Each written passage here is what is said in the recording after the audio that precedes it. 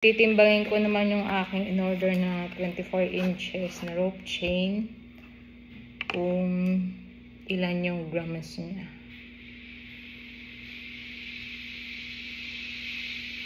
So,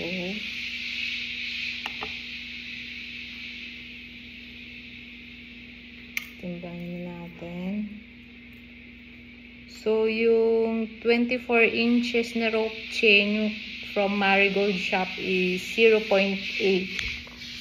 So, yan siya, 0.8.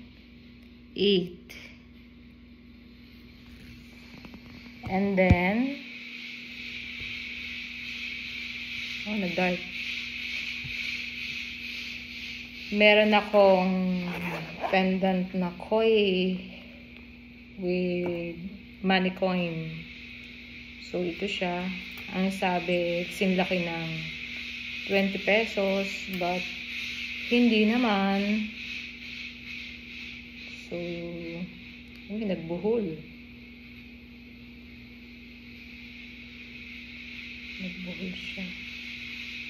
Ito lang ang problema sa mga maninipis na chain. Nagbubuhol-buhol. So,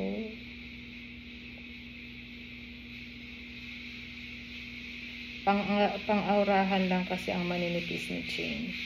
Para hindi siya takaw sa mata kapag makapal. Good for every day use. So,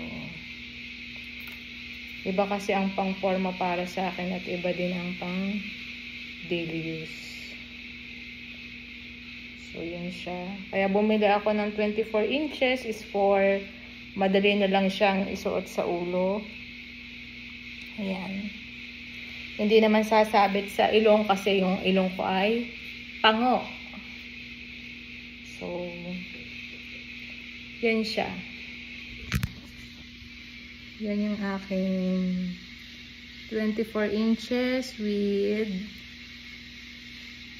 koi with money coin pendant. So, satisfied na ako sa aking purchase since na kompleto na siya.